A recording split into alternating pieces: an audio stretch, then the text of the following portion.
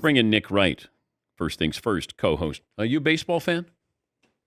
Not so much, but I'm a fan of hearing you rail about how back in my day you valued some ducks on the pond. It wasn't all about the long ball. Back when men were men and the game was played the right way. I could have listened to that for a while. But that doesn't mean I'm wrong in what I said. No, you're right. You're right. Listen, here's a take. Baseball's gotten too smart for its own good. And every once in a while... You're talking about analytics. Yeah, Okay. I am. Because that's, to me, when you say you don't know how much they value base runners, it's because, every once in a while, sports leagues need to have a moment of humility and recognize there is nothing inherently more valuable from the world's best baseball or basketball player compared to the world's best high-lie and frisbee golfer. The reason they make the difference in money is because people enjoy watching them.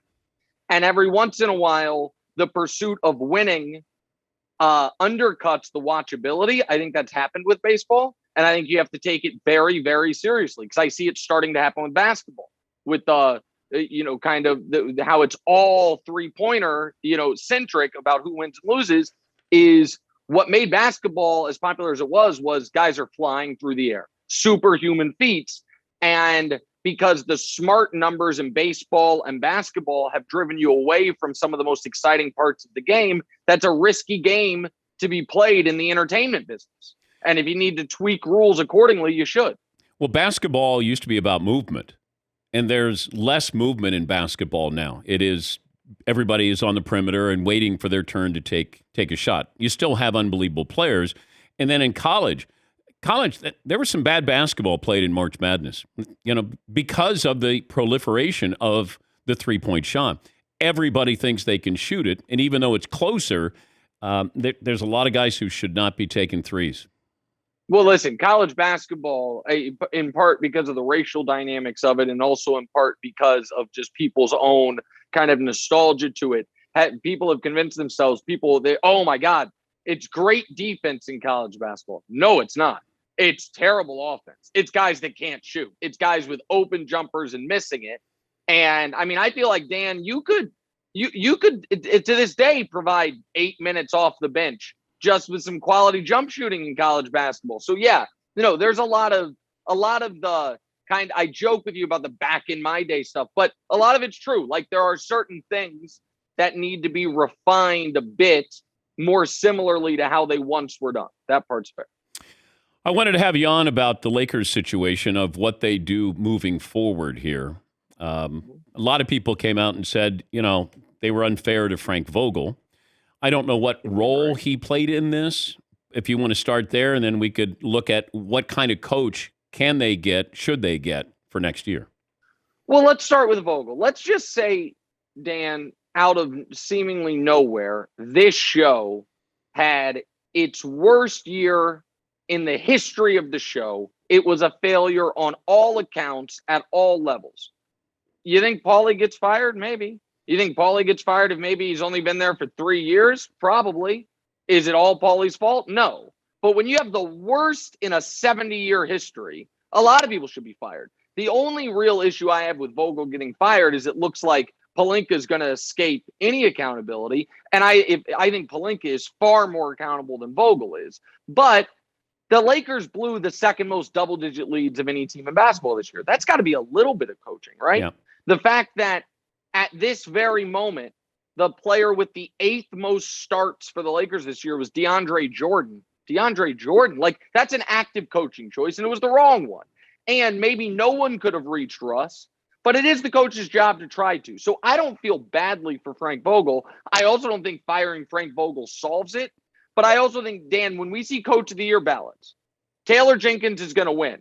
But you know who also is going to get a lot of votes? Ty Lue, Monty Williams, Jason Kidd. What do those 3 names have in common? They all wanted to coach the Lakers. And so that also doesn't help Frank Vogel, I don't think. Russell Westbrook said, look, we never connected him and Vogel. And it is incumbent upon the coach, even though you might not want that player, you still need that player to help you.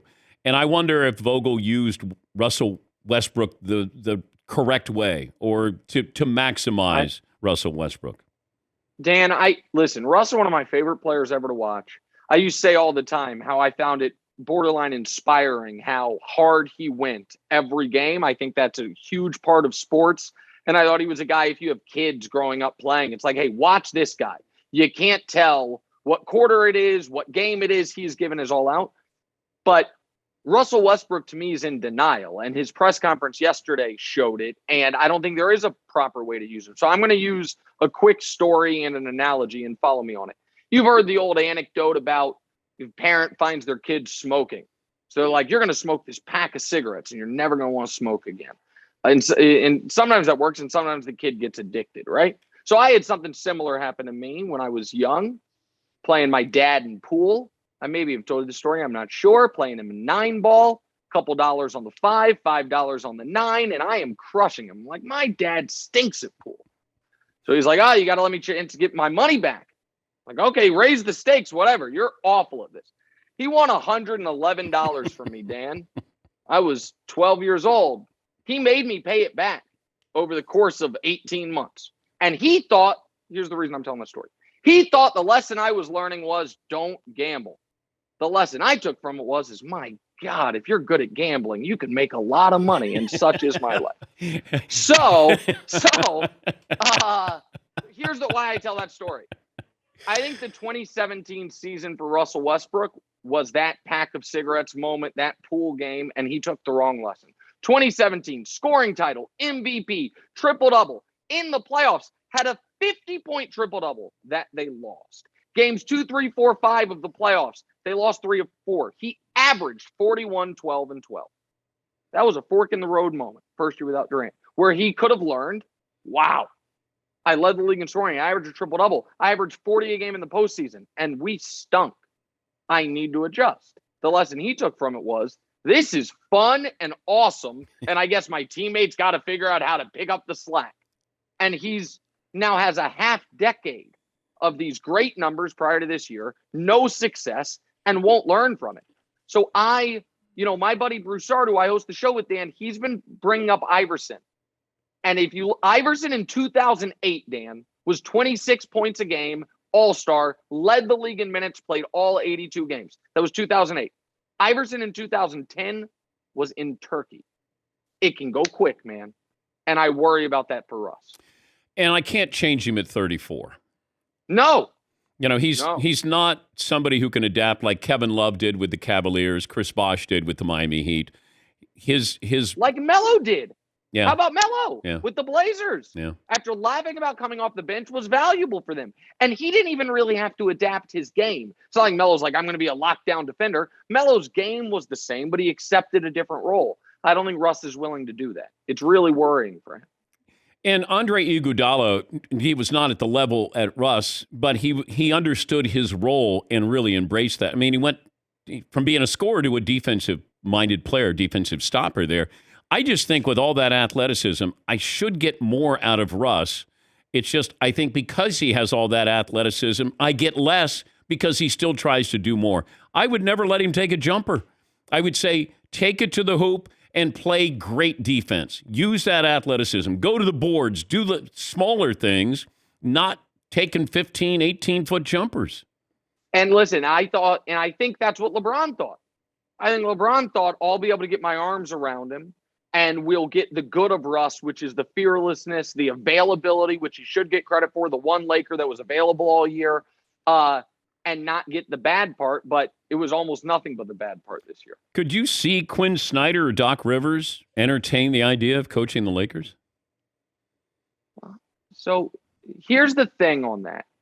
The only way it happens, and I think Wilds, who I know is your favorite member of the television show, I think Wilds made this point.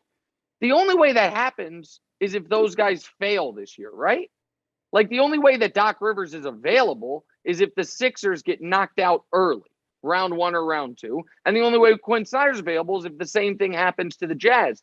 So do you want, like, if those guys got fired, would they entertain the possibility? Yeah, I think they would. But would that make sense for the Lakers? I'm not certain. I like the idea of Juwan Howard, personally. I like what he's done at Michigan. I don't mind occasionally putting your hands on somebody. I think sometimes, you need that. So, yeah, I like the idea of Juwan. Ben Simmons making his debut maybe in the playoffs? This is insane. Like, you don't think this is going to happen, right? I hope it doesn't happen. Like, he's been through a lot, and now I'm going to just throw him in there and have him introduce himself to his teammates on a fast break. It just feels like they could use him, but it feels like it's a little. I have trepidation with it. It's pie in the sky. It's nonsense. The people are talking about him returning to the Nets. He's never gotten. He's arriving with the Nets. He's never played a game with them. Like he hasn't played a game since the playoffs last year, which was his lowest professional moment. I think it's nuts. I think that anything involving Ben Simmons has to be next year. Now, of course, they need him. Can I tell you a Nets scenario, Dan? Right. And this would be a great time, a great opportunity for you to pay back that, night out on the town you owe me. If the Nets lose tonight and the Hawks win tomorrow, we get a chance for Trae Young, who is so deep in New York sports fans' head that they're chanting F Trae Young at Yankee games, gets a chance to, after eliminating the Knicks last year, eliminate the Nets in Barclays on Thursday night. So I think the Nets will win tonight. But God, Hawks Nets, which, by the way, this is where you come in. Anywhere in the first 5 rows is fine. I can meet you there. Seeing that in person would be epic theater. I know the league wants the Nets in the playoffs, but Trae Young sending both Knicks or both New York teams home within 12 months of each other would be unbelievable. I'm more courtside or bust when it comes to Well, then buy it. What do you mean? They're available. Guess what? At Barclays, I know. Good seats are available. I know. I'm telling you right now. Hey, great to talk to you as always. Have fun tonight at the game. Oh, a little quick hook after I try to get you to buy. Well, me some no, tickets. I'm See you up next against time. a break. No, Do you understand how radio works? Radio out. Oh yeah, sure. See you. Can you hear the music? Wait, do you hear the music? That means it's time to update that. You didn't say music for 30 years, buddy. Thanks, Nick. See you. That's Nick Wright.